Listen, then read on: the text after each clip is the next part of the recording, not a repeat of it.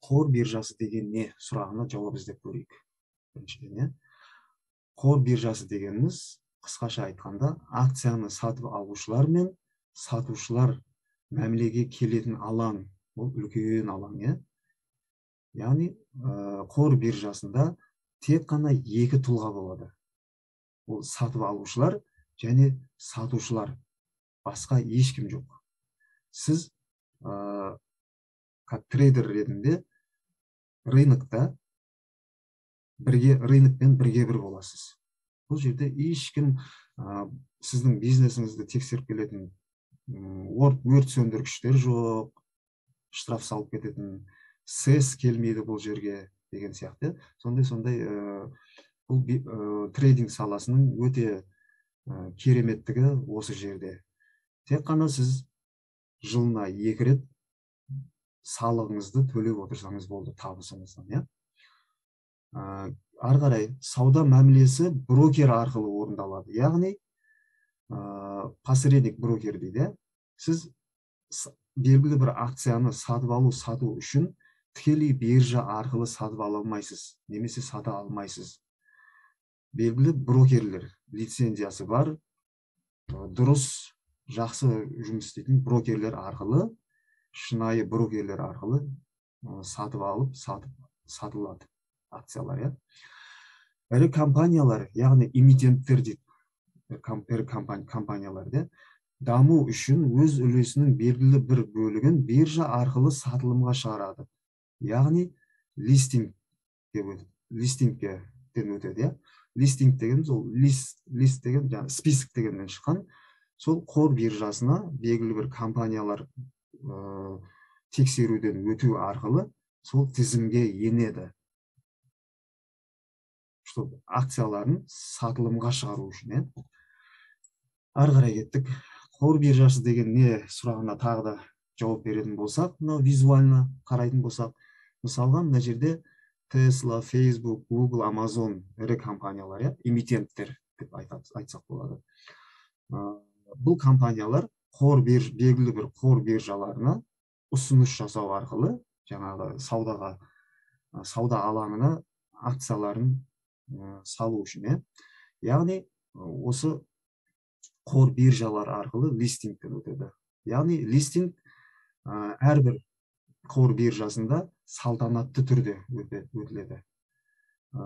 Списокке, тізімге ендірілген компанияларды жаңағы салтанатты түрде көрсету арқылы тікелей эфирден көрсететін болады. Оны да сіздер қарасаңыздар болады. Листинг деп жаңағы Google-дан.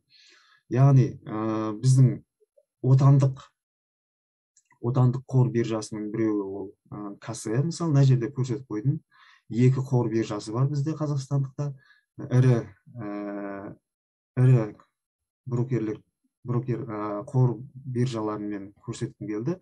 КСЕ деген бар, мысалға. Америкалық ірі брокерлік компаниялар NICE, NASDAQ деген естігендеріңіз бар шығар.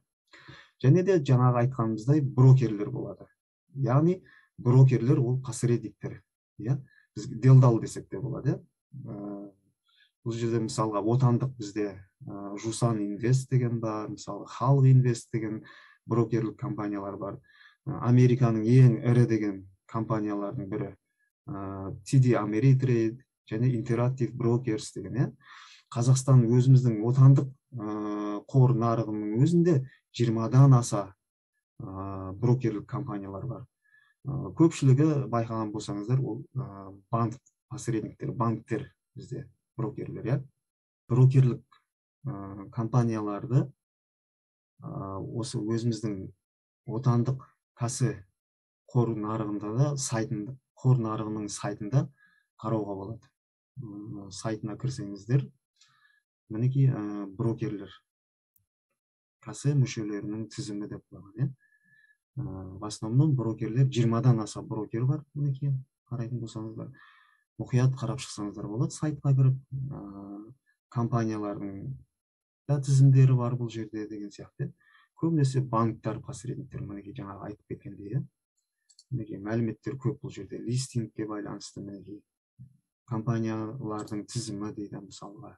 Мінекей біздің отандық қор нарығындағы компаниялардың тізімдері мінекей. Акцияларын сатып алуға болады осыларды. Сатып немесе сатып алуға болады.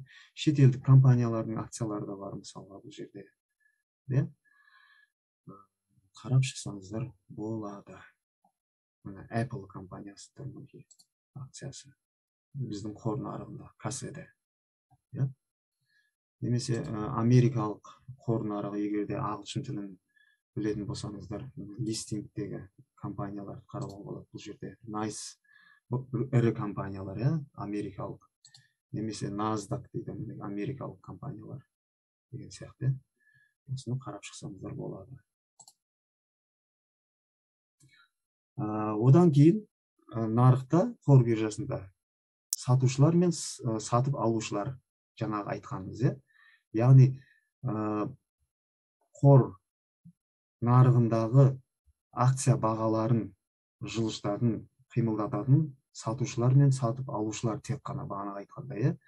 Яғни бұл сату мен сатып алу үдерісі осы брокерлер арқылы жүргізіледі.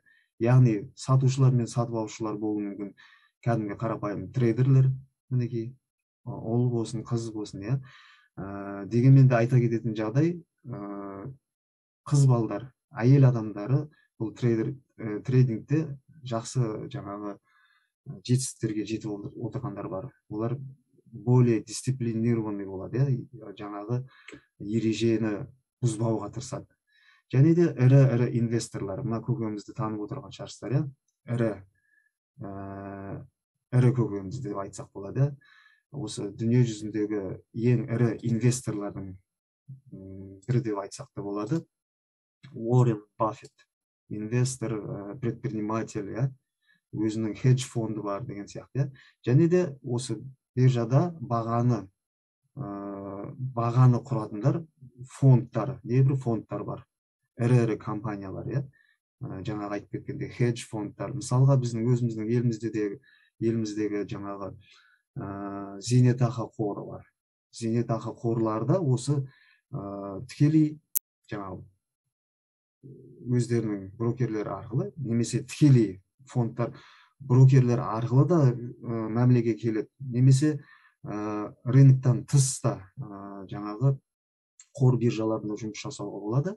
Осы мына фондтар біздің жаңағы пенсионный фонд, олар да осы қор биржаларында біздің салған ақшаларымызды айналымға салып, ақшаны табысты сол жерден табады. Байқаған болсаңыздар, инвестициялық табыстан деген жерлер бар, сол осындай жаңағы сатып алу, сату жұмыстары арқылы сол ақшаны айналдырып отырады.